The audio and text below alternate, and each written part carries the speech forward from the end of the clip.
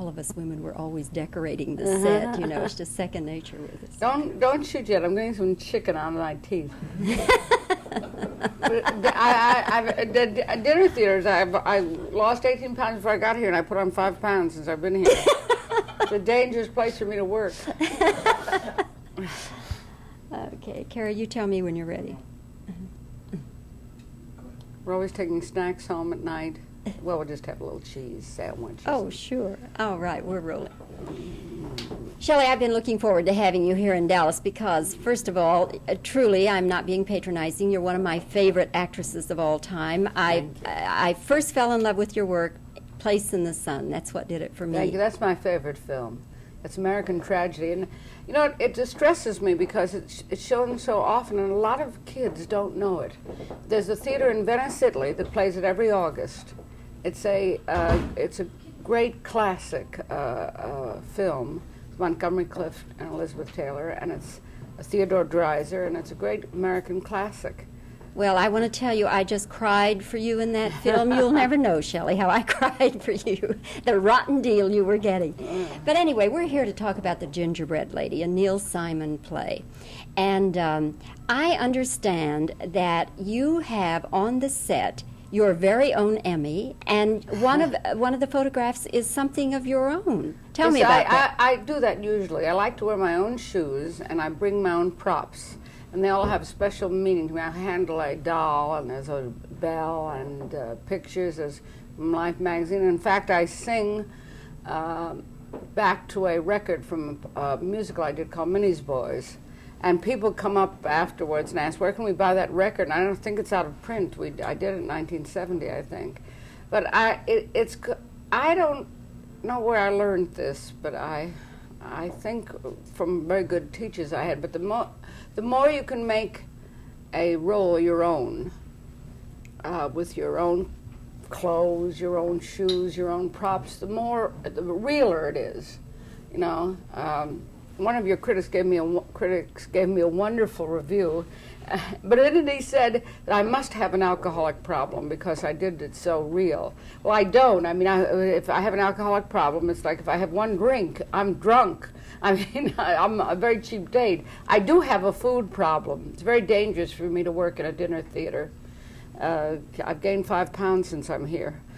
But you never drink, or you just maybe would have one drink? Maybe I'll have some wine with dinner or a drink before dinner. But I have no tolerance for alcohol at all. I never in my whole life have.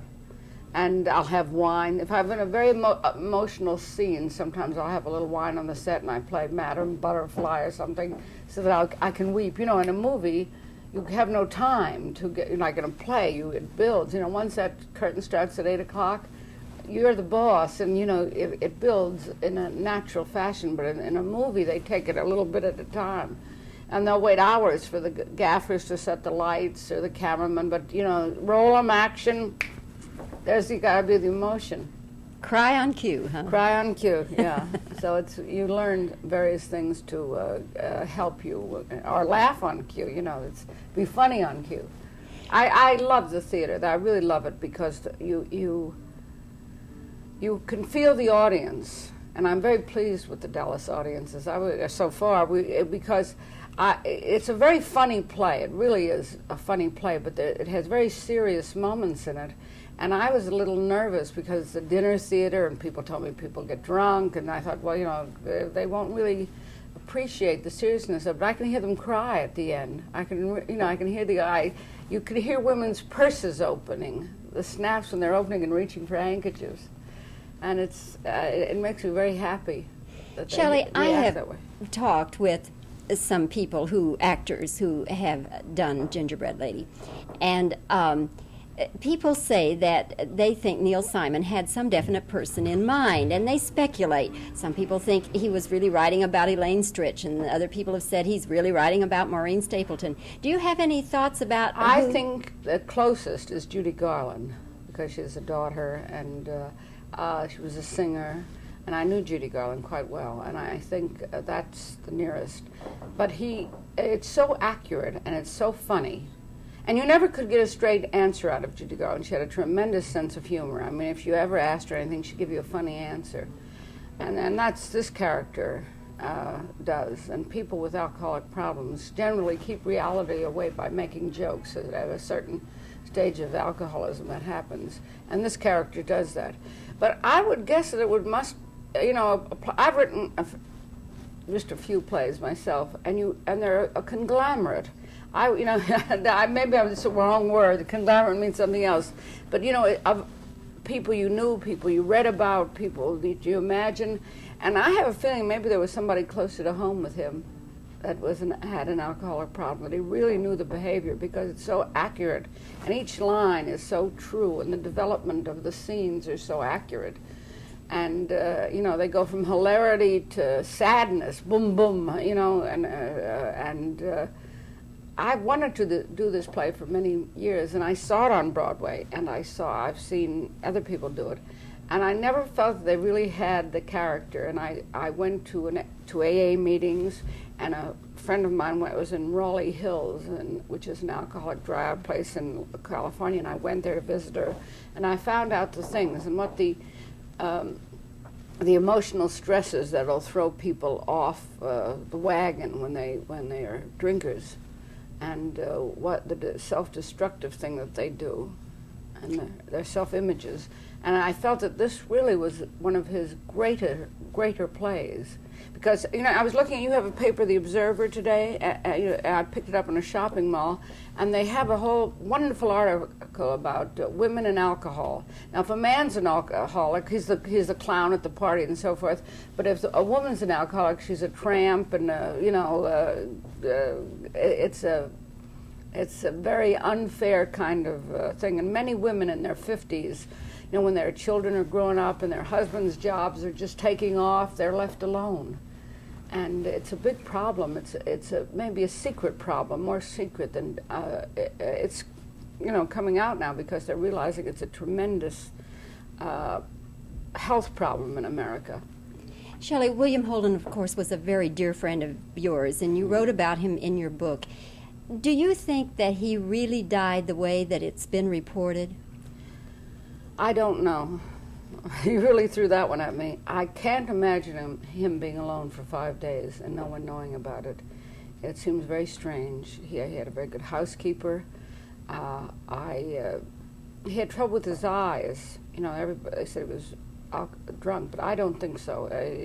He had a great capacity for alcohol. But I know that when we had the party just before you were in California for the film S.O.B., he had just broken up with Stephanie Powers, and in fact, where he sat, there was a card for her, and she didn't come with him. And I think they'd had a long relationship, and I think he was very depressed by that. And I think it's terribly sad. I'm feeling very depressed these days. It seems to me that. In 1982, in the beginning, and in 1981, many of my friends who have had untimely deaths, and it's a very sad, upsetting thing. I don't know why, but it just seemed like Gloria Graham and Natalie and Paul Lynn and Hans Conried. I mean, every time I hear the news, I go like that because they really are young, and I guess maybe this business is having more stress than we imagine. I think just all business in the world has a lot of stress, Shelley. Than it used to have. Maybe I don't know other businesses. You're right. I think that everyone. I've seen there's a certain alienation. I remember when I was a youngster, I had like 3 or 4 girlfriends who were very dear friends. We saw each other every day, but it seems now that people don't trust each other. They're sort of acquaintances. They're not really dear friends. Very few people have real close friends. I'm fortunate I have a few. But, a couple in New York and a couple in California.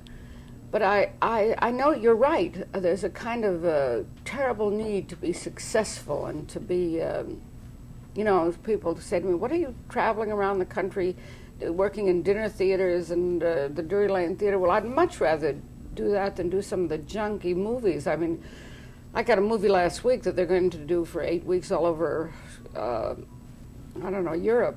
And it's these kids are playing this game, Dungeons and Dragons or something like that, and it seems so masochistic and destructive, and that's what it's about. And I don't know whether I'll do it or not. No, it's very timely. It's like the Rocky Horror Show, but it seems so destructive that I feel more honorable and about my craft and more true to my art, and I use the word advisedly, going where there's an audience to see me act as I was trained to be an actress. And audiences are coming here. Shelley, I don't want to detain you any longer because you've got a curtain to make here pretty soon. Thank you.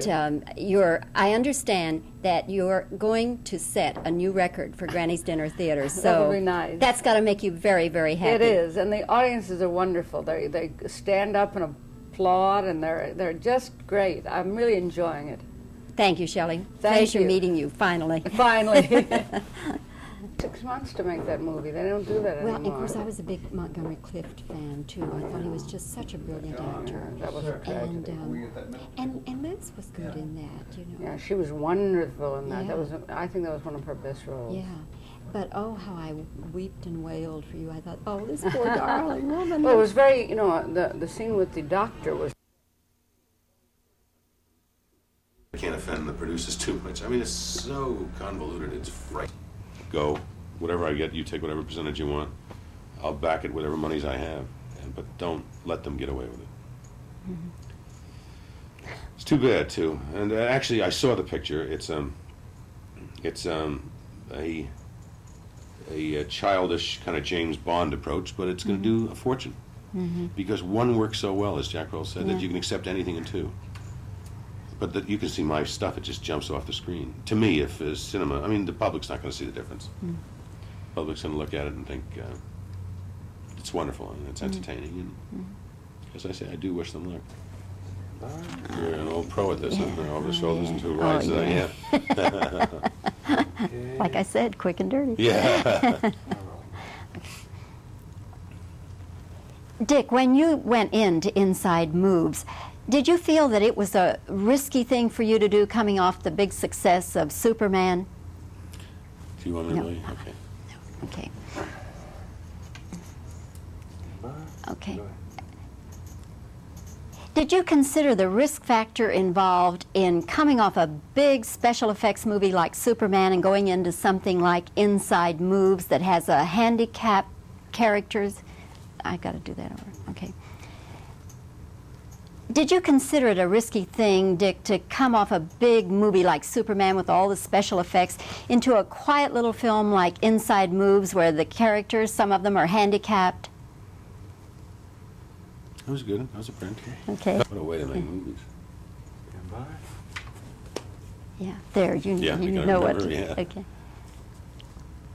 Do you think some people might be afraid to see Inside Moves because of they think it's about handicapped people? All right, take two on that.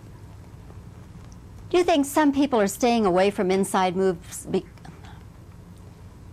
Do you think some people are staying away from Inside Moves because they think it's a downer about handicapped people?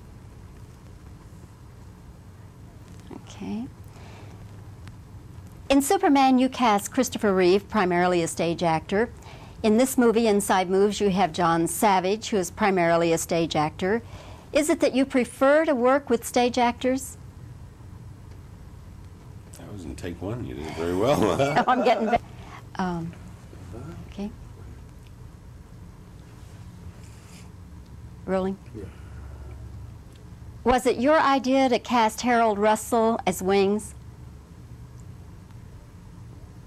But he hadn't made a movie in 35 years, you know, out of sight, out of mind. Okay.